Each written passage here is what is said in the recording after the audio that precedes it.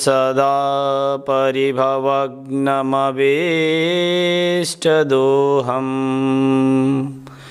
तीर्थास्पदं शिवविरिञ्चिनुतं शरण्यं भृत्यार्तिहं प्रणतपालभवाब्धिपोतं वन्दे महापुरुषुते चरणारविन्दम्। समादरणीय भक्तजनहरूमा म पण्डित बुद्धिप्रसाद भट्टराईको प्रणाम। देश तथा विदेशमा रहनुभएका धर्मानुरागी भक्तहरूले सजिलै श्री स्वस्थानी परमेश्वरीको कथा श्रवण गर्न पाउनु भन्ने उद्देश्यले गत वर्षहरू जस्तै यस वर्ष पनि श्री स्वस्थानी परमेश्वरीको व्रत कथा लिएर आएका छौँ। कृपया सुनेर साथ दिनुहोला।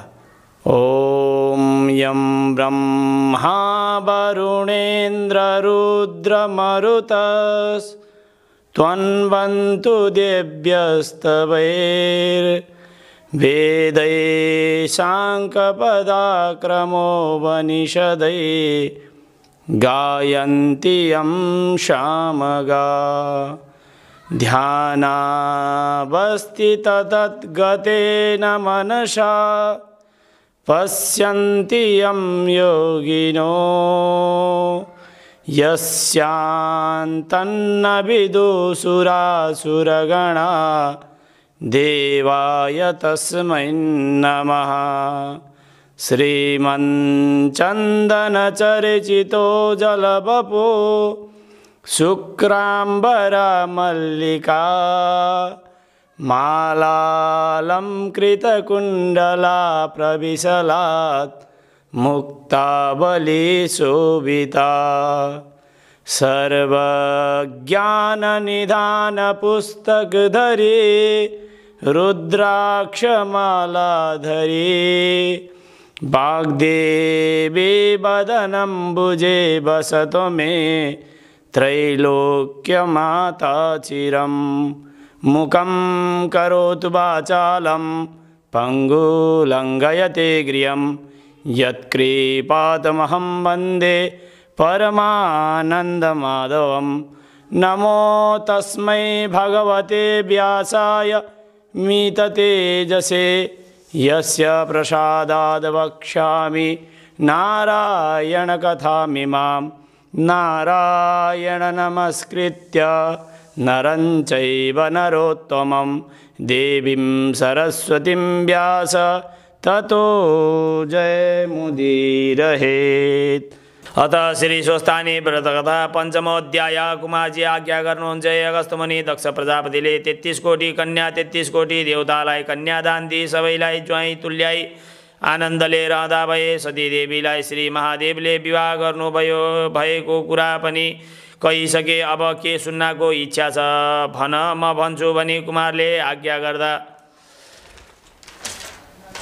अगस्त्य मुनि बिन्ती गर्नुहुन्छ, हे कुमारजी, त्रिपुरासुरले कस्तो तपस्या गर्यो, श्री महादेवले त्यसलाई कसरी श्राप गर्नुभयो सो सब मलाई आज्ञा गर्नुहोस् कुमारजी। भन्नुहुन्छ, हे मुनीश्वर, अघि जब विष्णुले हिरण्याक्षलाई मार्नुभयो तब सम्पूर्ण दानवहरू अति दुखी भई खेद गर्नलाई मय नाम भएको दैत्यले मनमा बडो खेद गरी विचार गर्न लाग्यो। जस्तो कामदेव नहुँदा रति भइथिन् त्यस्तै त्यो दैत्यको राजा मयलाई खेद भयो र उसले तारकासुर विद्युतमा नाउँ गरेका आफ्ना 2 जना साथीलाई साथमा लिए अघोर तपस्या गर्न लाग्यो। ती 3 जना दैत्य पौष माघका जाडामा हिमालयमा गई बस्दथे। जेठ वैशाखको घाममा जाग्ने तपस्या गर्दथे। वर्षाकालमा बिना छप्परको चौरमा बसी तपस्या गर्दा गर्दा दिव्य 10,000 वर्ष बित्यो। ती दैत्यका शरीर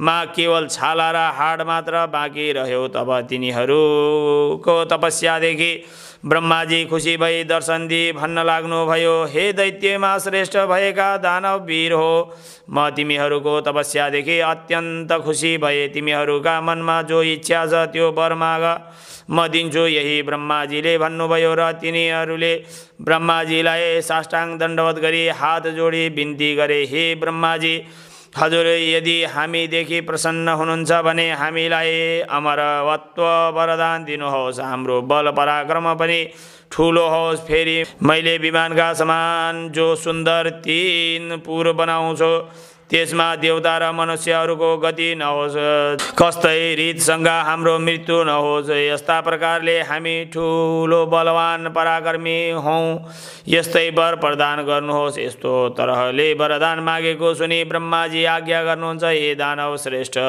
यस्तो अवध्य वरदान त म दिन सक्दिनँ। मृत्युको प्रवकाश राखी कुनै अर्को वरदान माग, दिन्छु यसमा अन्यथा नमान। यस्तो तरहको ब्रह्माजीको वचन सुनि मै दैत्य फेरि भन्दछ, हे प्रभु, मैले बिन्ती गरे जति कुरा सबै पाऊँ ती मैले बसाएका पुर 3वटा एक ठाउँमा रहने छैनन्। जब पूर्ण 10,000 वर्ष पुग्लान् तब ती 3 पुरको आधा निमेष भरलाई मात्र मिलन हुनेछ। त्यस आधा निमेष भित्रमा जसले एक बाणले ती 3 पुरलाई नाश गरला, त्यही वीर मलाई मार्नमा समर्थ होला।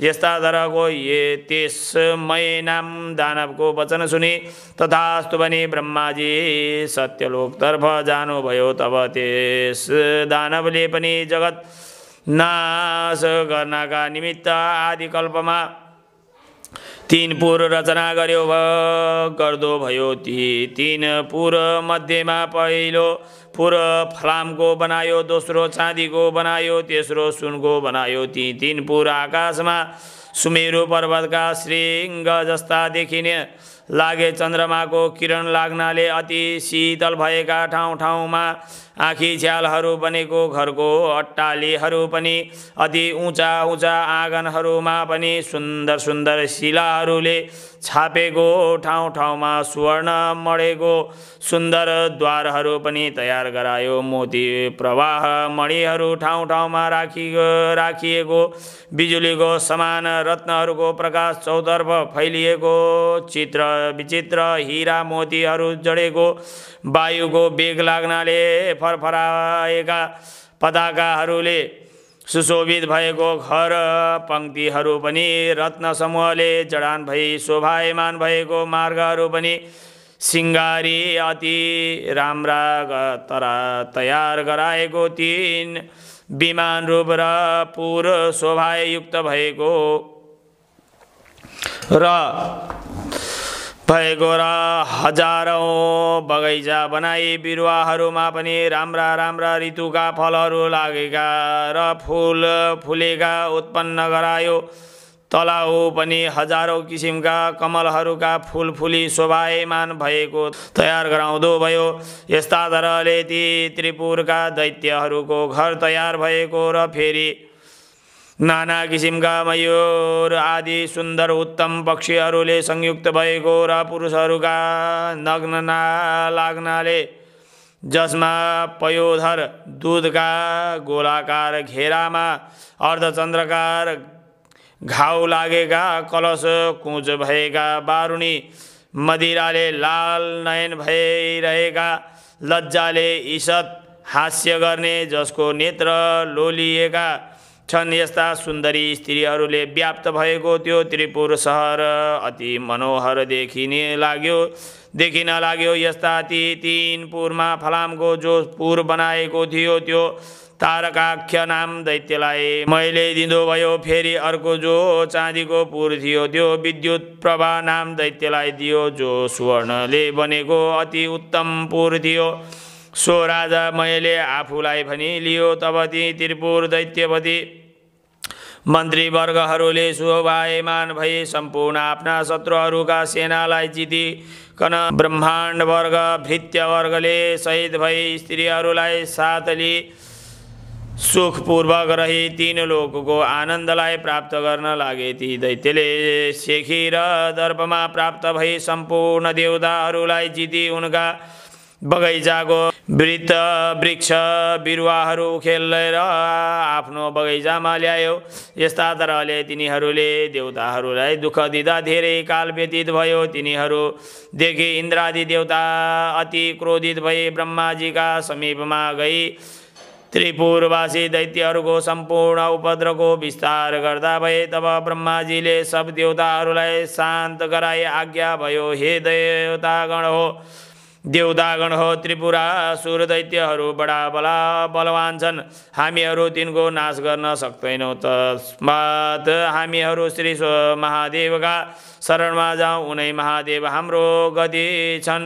उनै महादेव हामीहरूका शत्रु ती दैत्यहरू नाश गर्नेछन्। यस्ता तरहको ब्रह्माजीको आज्ञा सुनि ब्रह्मा, सूर्य, इन्द्र, वायु, अग्नि आदि सकल देवता ब्रह्माजीलाई कैलाशमा गएर महादेवलाई देखि अनेक तरहसँग स्तुति गर्न लागे। हे त्रिलोकेश्वर, हे पिनाकधारी, हे चन्द्रभाल, हे अमित पराक्रमी, तपाईलाई कोटि कोटि नमस्कार छ। चन्द्रमाका प्रभावले प्रकाशमान भएका उत्तम जटाधारी हे चन्द्रशेखर, हे त्रिलोक देव, हे पिता पिनाकपाणी, तपाईलाई कोटि कोटि नमस्कार छ। अति तीक्ष्णधार भएको पञ्चरो धारण गर्ने, त्रिशूल लिने, नन्दीलाई वरदान दिने, जगतलाई शरण लिने देवताका पनि देवता, यस्ता तपाईलाई कोटि कोटि नमस्कार छ। सदा सर्वदा प्रसन्न भई वरदान दिने यज्ञका मालिक, हिमालयमा वास गर्ने कैलाशवासी, यस्ता तपाईलाई कोटि कोटि नमस्कार छ। विरक्तिहरूले ध्यान गरिएका, सदा सर्वदा धर्ममा रहने, दिशारूपी जो वस्त्र हो सो धारण गर्ने, भक्तलाई वरदान दिने, जगतको सम्पत्तिलाई तुच्छ मान्ने, जगतका धाता विधाता, यस्ता तपाईलाई कोटि कोटि नमस्कार छ। परभन्दा पनि झन् पर परमात्मा परमेश्वर इन्द्र, अग्नि, ब्रह्मादि देवतागण पनि सूक्ष्म रूप कमल स्वरूप धारण गर्ने, यस्ता तपाईलाई कोटि कोटि नमस्कार छ। परभन्दा पनि पर परमात्मा रूप शङ्कर कन सहर नमस्कार छ। सम्पूर्ण पृथ्वी कन धारण गर्ने यज्ञ स्वरूप, यस्ता तपाईलाई कोटि कोटि नमस्कार छ। चन्द्र सूर्य अग्नि जस्तो आकाश यिनलाई रचना गर्ने, यस्ता तपाईलाई कोटि कोटि नमस्कार छ। दक्षको यज्ञनाश गर्ने, पूषाको दाँत भाँच्ने, कामदेवलाई भस्म गर्ने, यस्ता तपाईलाई कोटि कोटि नमस्कार छ। हे पुरुषोत्तम, हे सौम्य, हे वपुष्मान, हे महादेव, सकल जगत सृष्टि संहार गर्ने, यस्ता तपाईलाई कोटि कोटि नमस्कार छ। यज्ञ उत्पन्न गर्ने, सुर असुरहरूका पनि उत्पन्न गर्ने, हे नीलकण्ठ, हे शिखण्डी, तपाईलाई कोटि कोटि नमस्कार छ। सदा मसानमा निवास गर्ने, सर्वदा दैत्यको अङ्गगण नाश गर्ने, मोह छुटाउने, अज्ञान ध्वंस गर्ने, यस्ता तपाईलाई कोटि कोटि नमस्कार छ। सदा मोक्ष रूप वरदान दिने, धरेन्द्र पुत्रीका भर्ता कुमारका पिता, यस्ता तपाईलाई कोटि कोटि नमस्कार छ। हे विश्वेश्वर, हे वरदाता, हे ब्रह्मात्मन, संसारलाई उत्पन्न गर्ने, यस्ता तपाईलाई कोटि कोटि नमस्कार छ। हे चण्डीश्वर, हे योगेश्वर, हे सर्व, हे रुद्र, हे भीम, हे शम्भो, हे ईश्वर, हामीदेखि प्रसन्न हुनुहोस्। हजुरलाई कोटि कोटि नमस्कार छ। यस्ता प्रकारले देवताहरूले स्तुति गरेदेखि देवताहरूको स्तुतिदेखि प्रसन्न भई श्री महादेवले आज्ञा गर्नुभयो, हे देवता हो, मसँग जो वर माग्छौ माग, सम्पूर्ण कुरा दिनेछु। लोकमा मैले नदिने कुरा कुनै छैन। श्री महादेवको यस्तो आज्ञा भएपछि सम्पूर्ण देवताहरू बिन्ती गर्दछन्, हे प्रभु, ब्रह्माजीका वरदानले उत्पन्न भएका मय आदि नाम गरिएका दैत्यहरूले हाम्रा उर्वशी आदि गरिएका अप्सराहरू कन पनि लुटी लागे। सम्पूर्ण वन उपवनहरूको उत्तम उत्तम बिरुवाहरू पनि लुटी बगैँचाहरू नष्ट गराइदिए। सबै देवताहरूलाई नाश गरेर भन्दै हामीहरूलाई ठुलो दुःख दिएछन्। हे भगवान, ती दैत्यको नाश गराए गरे, यहाँ बिग्रियो है, दैत्यको नाश गरी ब्रह्माको पनि नाश गर्ने ब्रह्माको पनि सामर्थ्य छैन, विष्णु पनि समर्थ छैनन्। हे भगवान, जस्ता रीतिले देवताहरूको जय हुन्छ सो वरदान बक्सनुहोस्। यस्ता प्रकारले स्तुति गरेको श्री महादेवले प्रसन्न भई देवताहरूगण यस्तो आज्ञा गर्नुभयो। हे देवतागण हो, तपाईहरूले मेरो 11 अंश धारण गरी रुद्र तेजोमय रूप भई दानवहरूलाई नष्ट गर्नुहोस्। यदि महादेवबाट आज्ञा भएपछि देवताहरू फेरि बिन्ती गर्दछन्, हे भगवान, हामी हजुरका तेजको संशको एक अंश पनि धारण गर्न सक्दैनौँ। महादेव हे भगवान, हाम्रा उपर प्रसन्न हुनुहोस्। हामीले के गरे पनि मै दैत्यहरूकन जित्न सक्दैनौँ। हे भगवान, आफैले त्रिपुरसुरलाई मारी बक्सनुहोस्। तिमीहरूलाई ब्रह्माजीको वरदान प्राप्त भएको छ कि दिव्य 10,000 वर्ष बितेपछि तिनका तिनै पुरको आधा निमेषसम्मलाई सम्मेलन हुनेछ। निमेषभित्रमा एक बाणले त्यो 3 पुर भस्म होला, तब तिनीहरूको मृत्यु होला, अन्यथा तिनीहरूको मरण हुने छैन। यस्तो वरदान पाएका दैत्यहरूको नाश गर्नमा हामी समर्थ छैनौँ। हे प्रभु, हामी उपर प्रसन्न हुनुहोस्। यस्ता त्रिपुरासुरले यहाँ बिग्रे त्रिपुरासुरको नष्ट गराई बक्सनुहोस्। यस्ता प्रकारको स्तुति गर्ने खिन्न चित्त भएका देवताहरूलाई आश्वासन दिई श्री महादेवबाट आज्ञा भयो। हे देवतागण हो, यदि यस्तो महादुर्भेद्य त्रिपुर छ भने म एक बाणले तिनको तिनै पुर भस्म गरिदिउँला। दानवादी वीरले रक्षा गरिएको त्रिपुरसँग लड्दा मेरो बललाई थाम्न सक्ने हिमालय पर्वत सम्मान एउटा रथ तयार गराउनुहोस्। महादेवको यस्तो वचन सुनि सकल देवताहरू हवस भनी महादेवलाई नमस्कार गरी खुसी भई आफ्ना आफ्ना धाममा जाँदा भए। तब श्री महादेवको निमित्त विश्वकर्माले सम्पूर्ण देवताले युक्त भएको स्वर्णमय एउटा रथ तयार गराए। त्यस रथको दक्षिण चक्र पाङ्ग्रो सूर्य भए, उत्तरतर्फको चन्द्रमा भए, दक्षिण चक्रमा द्वादश सूर्य भूषण बनाइए, उत्तर चक्रमा 16 कला 27 नक्षत्र भूषण गराइए। ऋतु पनि रथमा दाहिना बायाँतिर राखिए। त्यो रथको गजुर आकाश बनाइए। पाङ्ग्रा अड्याउने दण्ड मन्दरा चलको बनाई। यस्ता जल र उदयाचल दुवै पर्वतलाई दुई पाङ्ग्राको चुकुल गराए। अयन संवत्सर रथको बेग भए। 4 समुद्र रथका 4 कुण्डलिका भए। सम्पूर्ण गङ्गादि तीर्थहरू उत्तम वस्त्र भूषणहरू लाएर स्त्री रूप भई हातमा चमरली रथमा रहे। रथ हाँक्ने सारथी ब्रह्मा भए। ब्रह्मस्वरूप ओमकारको कोण बन्यो। विन्ध्याचल पर्वतको छत्र निरूपण गरे। मन्दरा जललाई त्यसको पार्श्वदण्ड बनाए। सुमेरु पर्वतको धेनु बनाए। श्री शेषनाग धेनुको ताँदो भए। सरस्वती देवी घण्टा भइन्। साक्षात् विष्णु अग्नि बाणको टुप्पा भए। 4 वेदहरू रथका 4 घोडाहरू भए। तारा गणहरू घोडाका गहना भए।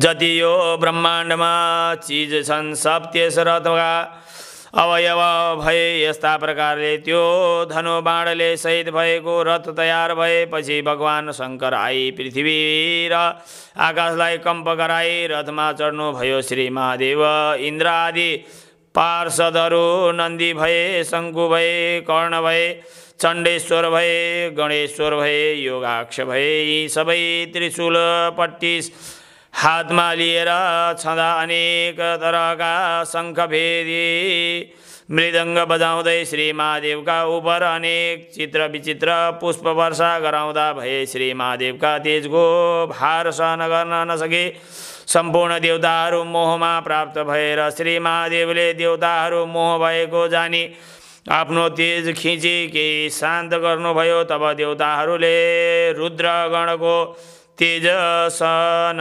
गर्नलाई किञ्चित समर्थ भए। त्यसपछि हे मुनि श्रेष्ठ त्यो कुरा थाहा पाई उसै बेलामा नारदजी दैत्यहरू कहाँ गई भन्न लागे। श्री महादेवले देवताहरूको स्तुतिदेखि प्रसन्न भए तिमीहरूलाई मार्न भनी आउन लाग्नुभयो। अब तिमीहरू आफ्ना बचाउको उपाय गर, नत्र तिमीहरूको सत्यानाश हुनेछ। यस्ता प्रकारको नारदजीको वचन सुनि मैले आफ्ना साथी तारकाक्ष र विद्युतमाली इत्यादि सम्पूर्ण दानवहरूलाई नारदजीबाट भन्नुभएको कुरो सुनाउँदो भयो। तब दैत्यमा श्रेष्ठ तारकले भन्यो कि हे राजन, किन चिन्ता गर्नुहुन्छ? देवता यथार्थले बाध्य छन्। यो त्रिपुर भेदन गर्न कसैले कसैको सामर्थ्य छैन। सम्पूर्ण देवता किन्नर गन्धर्व आए पनि यो त्रिपुर अवज्ञ छ। शत्रुलाई जित्नका निमित्त साम दाम दण्ड भेद आदि अनेक तरहका नीति छन्। जित्न इच्छा गर्ने बेला शत्रुलाई पराक्रम गरी दण्ड दिनु योग्य छ। यस्तो राजा तारकको वचन सुनि विद्युतमाली भन्छ, हे राजन, बलहीन देवता हामीहरूसँग कुनै प्रकारले पनि समर गर्न सक्दैनन्। जो मूढ भई युद्ध गर्न आउला त्यो अवश्य क्षयमा प्राप्त होला। यसमा चिन्ता के को छ र? हामी सबै लडौँला र ती सम्पूर्ण देवताहरूलाई जिती तपाईले तीन लोकको इन्द्रपदको समेत भोग गर्नुहोला। र अघिको वचन सुनि मैले भन्यो, हे दानव वीर हो, अब हाम्रो नाशको बखत भएछ भनी बारम्बार शिरकम्प गराउँदै फेरि पनि भन्यो, जो शत्रु बलियो होस् अथवा हीन बल होस् उसँग हामीले साम दाम दण्ड भेदको उपाय गर्नु उचित छ। यो सम्पूर्ण जगतका मालिक ईश्वर श्री महादेव हुन्। उनै हाम्रा देवता र हामीहरूका स्रष्टा पनि हुन्।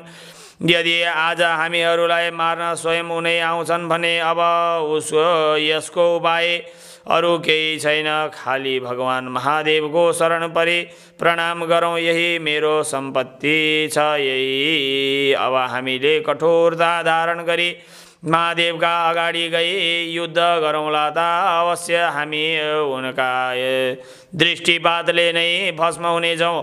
ब्रह्मादि देवता पनि दुखी भई जसका शरणमा जान्छन्, आज उनै भगवान महादेव हामीलाई संहार गर्न आउनुहुन्छ भने अब हाम्रो के गति हुन्छ? जो दक्ष क्षण मात्रमा सकल जगतको सृष्टि संहार गर्न समर्थ छन्, जो भुक्ति र मुक्तिका दाता सकल जगतको कारण छन्, यस्ता श्री महादेवसँग हामीहरू कसरी युद्ध गर्न सकौँला? हाम्रो विधिहीन तपस्याले के हुन्छ?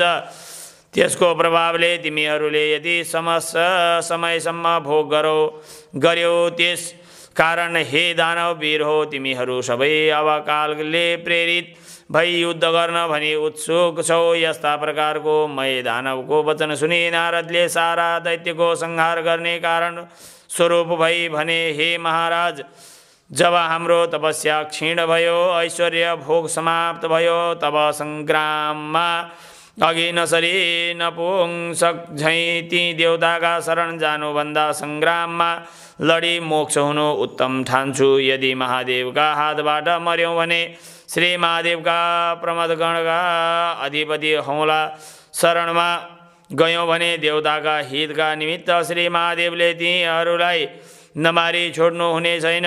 फेरि यस्ता ठुला दानवको राजा भइकन पनि कायरता किन गर्दछौ? यदि लड्दा कदाचित जित्यो भने तीन लोकको राज्य पनि ता भोग गरौला। यस्ता प्रकारको नारद ऋषिको वचन सुनि तारकाक्ष विद्युतमाली दैत्यहरू आयुष्यहीन भएका हुनाले मोह परि हे महाराज, नारदका कुराबाट जो आज्ञा भए थियो त्यो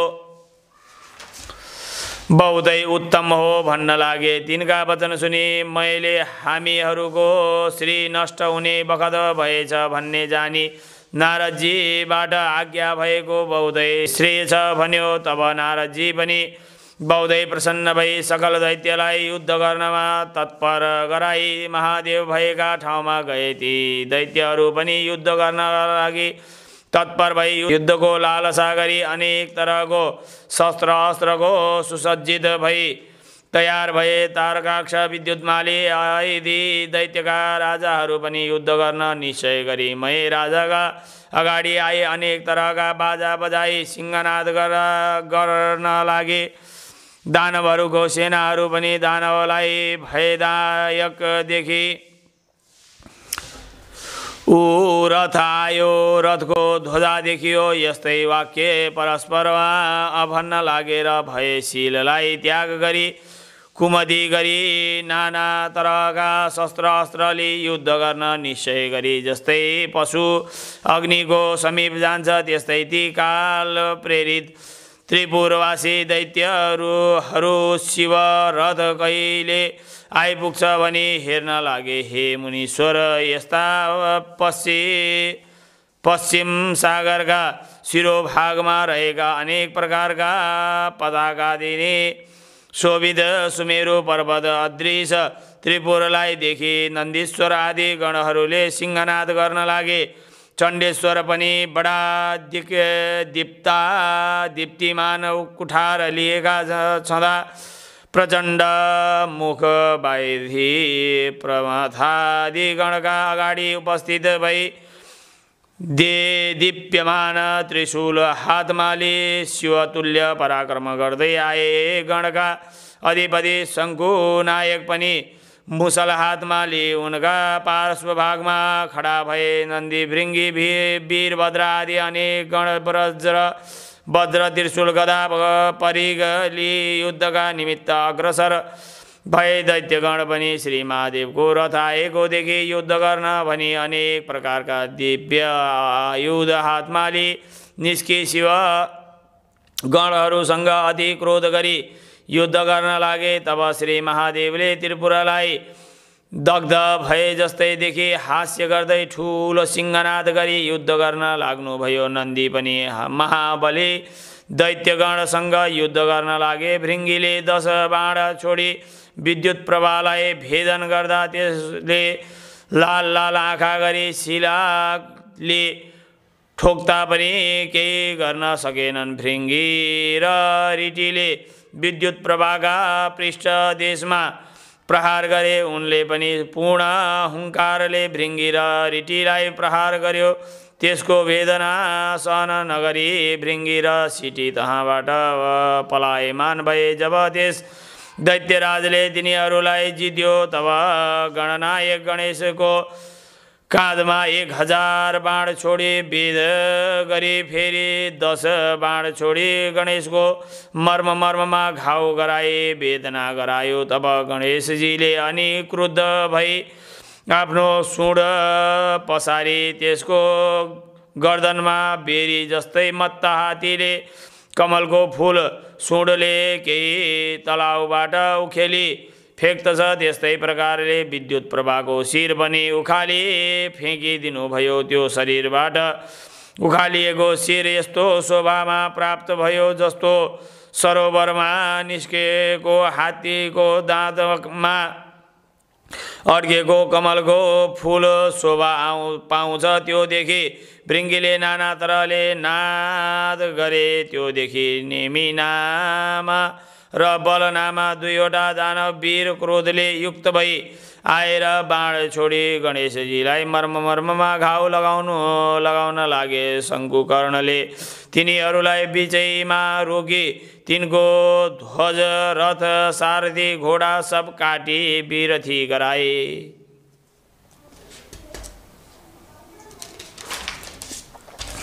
ती दुवैजनाले फेरि अर्को रथमा चढेर आए। ती चण्डेश्वर गणनायकका मर्ममा हजारौं बाण हानी घाउ गराए। गणेश्वरले पनि क्रोधले लाल लाल आँखा गरी भयङ्कर मुसलले प्रहार गरी दुवैलाई यमराज कहाँ पुर्याइदिनु भयो। तहाँ उपरान्त ठुला त्रिपुरवासी दैत्य क्रुद्ध भई बराबर समूहका समूह भई निस्कने र नाना तरहका चक्र वज्र त्रिशूल कुटार लिएर महादेवका गणमाथि झम्टी महाघोर युद्ध गर्न लागे। शिवगणहरू पनि शिवको आज्ञा पाएर जस्तै उन्माद केसरी मृगहरूलाई फर्काउँछ त्यस्तै गरी दानव दैत्यहरूको सैन्यलाई भड्काई बारम्बार छिन्न भिन्न गरी मार्न लागे। दैत्यहरूमा कसैका शिर छैनन्, कसैका गोडा छैनन्। यस्तै त्यो रीतले नाना किसिमका हुन लागेर रगतको नदी भए झैँ भयो।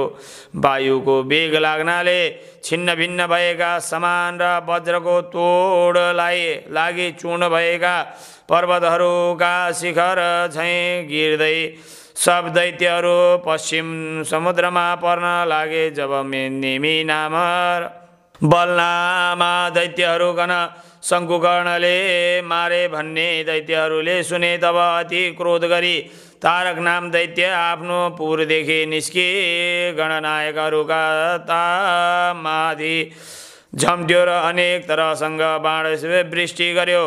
गणनाथ यस शङ्कुकर्णले पनि त्यस महाबली दैत्यको शिरमा वज्र प्रहार गरी सिंहनाद गरे। त्यो दैत्यले पनि रिसले भूमिबाट उठी चक्रको प्रहार गर्यो। ईश्वर र शङ्कुकर्णले पनि अति वेदना हुने गरी सो मुड्कीले दैत्यलाई हाने।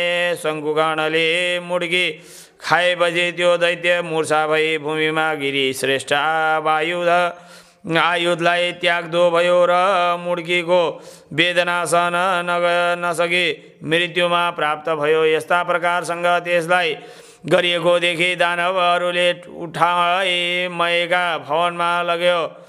सारा वृत्तान्त बताए। अनेक बहुत लामो भयो नि यो पेज पुरा भइसक्यो।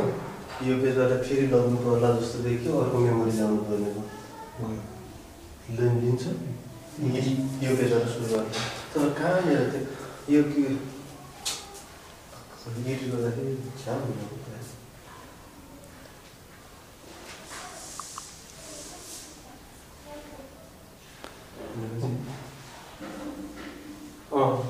यहाँबाट सुरु गरेर लग्नु त्योबाट त्यो सुनेर अब म फैलेर मेरो प्राप्त भयो।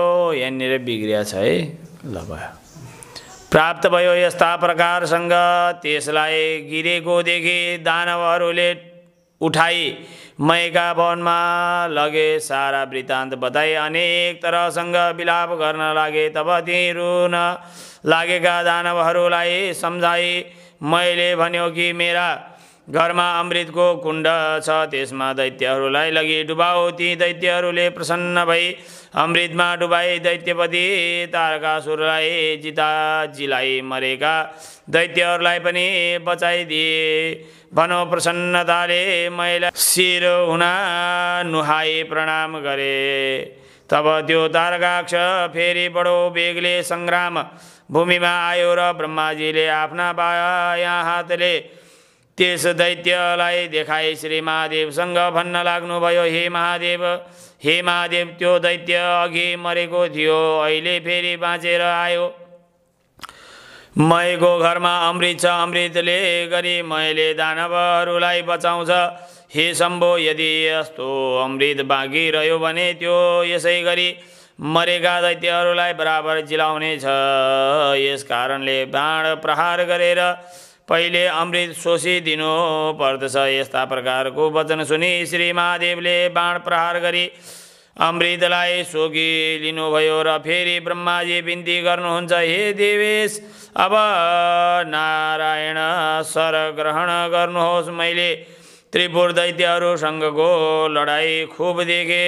लड्दा लड्दा आज पूर्ण 10,000 वर्ष व्यतीत भइसक्यो, तैपनि त्रिपुरको यक्ष भएन र अब त्यो बाण चाँडो छोड्नुहोस्। तब ती शत्रुहरू नाश होलान्। ती तीन पुर अब आधा निमेषभरलाई एकत्र भई फेरि अलग हुनेछन्। जोडिएका पुर अलग भएपछि फेरि बाण छोडे पनि केही हुने छैन। हे भगवान, यदि मेरो बिन्ती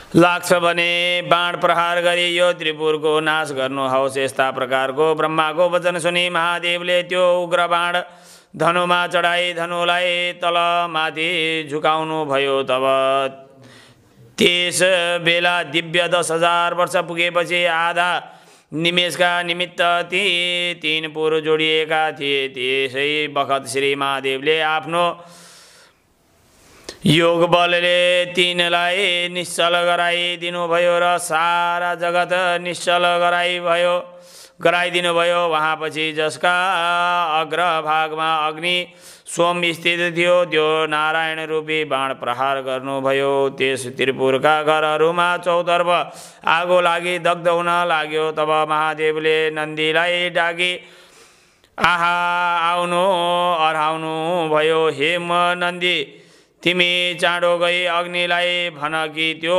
मैं मेरो भक्त हो, त्यसलाई दग्ध नगराउनु। महादेवको यस्तो आज्ञा सुनि आफ्ना तपोबलका योग बलले वायु रूप भई बाणभन्दा पनि चाँडो गई नन्दीले मयका घरमा प्रवेश गरे। वहाँ गई मय नाम दानवलाई शिवलिङ्ग अगाडि राखी शिवको ध्यान गरी बसिरहेको देखि नन्दीले त्यसलाई भने तिमीलाई अग्निले जलाउने छैनन्। मैले ती गणहरूलाई पनि नमस्कार गर्यो। त्यसै बेला अग्नि पनि त्यहाँ आइपुगेर अग्निलाई नन्दीले महादेवको आज्ञा सुनाइदिए। तब अग्निले मयलाई भने कि अब तिमी यहाँबाट निस्केर जाऊ। मैले हवस् भनी स्वर्णमय शिवलिङ्ग लिई तत्काल पातालमा गयो। नन्दीले फर्की सम्पूर्ण विस्तार महादेवसँग बिन्ती गरे। वहाँपछि त्रिपुर भस्म हुन लाग्यो। त्यसको घर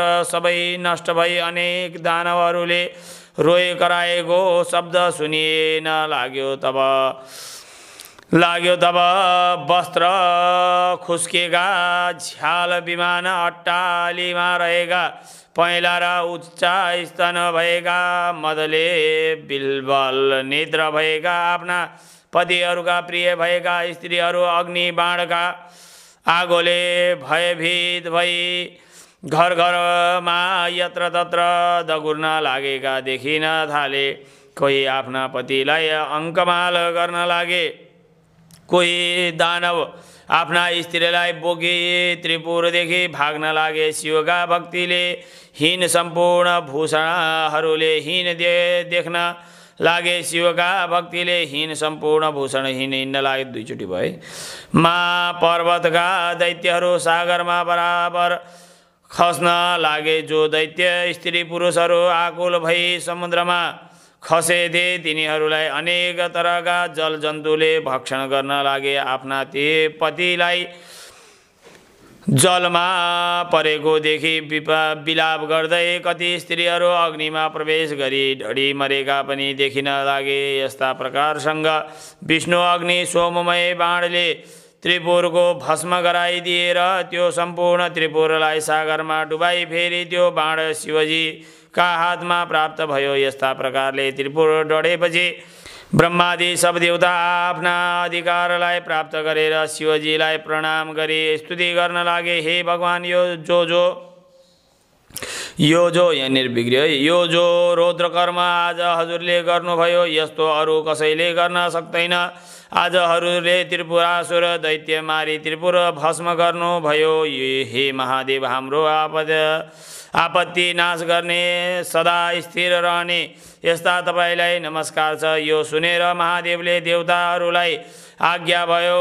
देवता हो तपाईहरूलाई मैले सदा पुत्रवत पालना गर्नुपर्दछ। आज शत्रु मर्नाले तपाईहरूको अभिलाषा पूर्ण भयो। अब प्रसन्न भई आफ्ना आश्रममा जानुहोस्। यस्तो महादेवको आज्ञा भएपछि शिवजीलाई प्रणाम गरी सम्पूर्ण देवताहरू आफ्ना आश्रममा गए। देवताहरू गएपछि साध्यहरूदेखि पूजित भई नन्दी भृङ्गी भूत प्रेत सहित भई महादेव पनि कैलाश पर्वतमा जानुभयो। हे मुनि यो कसैले वर्णन गर्न नसक्ने त्रिपुर दाह मैले वर्णन गरे।